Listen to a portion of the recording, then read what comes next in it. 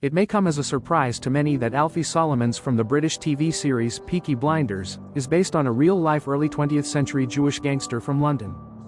The criminal underworld of London is a dark and complex tapestry of illicit activities and shadowy figures, has long captivated the public imagination. From the fog-shrouded streets of Victorian times to the bustling metropolis of today, London's underworld has evolved, reflecting the city's changing social and economic landscape. Today I would like to welcome you to my new video, and I will be glad if you enjoy it. In the late 19th and early 20th centuries, several gangs operated in London, some of which were known as Kosher Nostra, referring to their Jewish origins.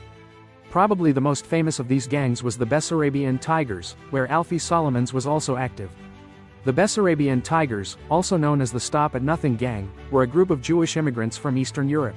The name of the gang referred to their homeland on the Russian-Romanian border, which is now known as Moldova. Instability in the region in the late 19th century brought many Bessarabian Jews to London, most of whom settled in Whitechapel, where there was already a well-established German Jewish community. Gang leaders quickly recruited Jewish newcomers to protect and terrorize local Jewish business owners. We know very little about Alfie Solomons' life. Alfie was born in East London in 1892 and started working as a bookmaker at a young age. Carl Chinn's book, Peaky Blinders, the real story, records Alfie as serving as a driver for the Royal Field Artillery during the war, spending 3 years in France before returning to his day job in London, where he'd unleash his own reign of terror. He teamed up with Italian gangster Darby Sabini, who ran a separate gang in North London.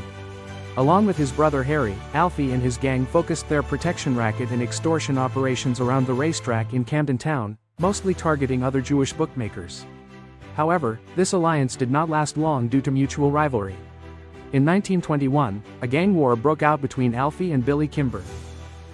For 6 months, violence erupted at racetracks in London and beyond as Alfie ended up at loggerheads with the Birmingham Boys Gang.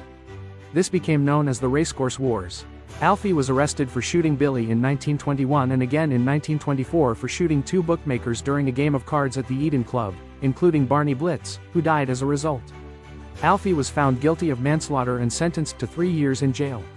After his release, Alfie continued to get involved in skirmishes around racetracks but later resorted to becoming a police informant after his life was threatened by another gangster called Dodger Mullins. He volunteered his services to the police in a letter after he was followed out of a racecourse in Clapham by a group of men led by someone called Looper, who he claimed was the confidential friend of a superintendent.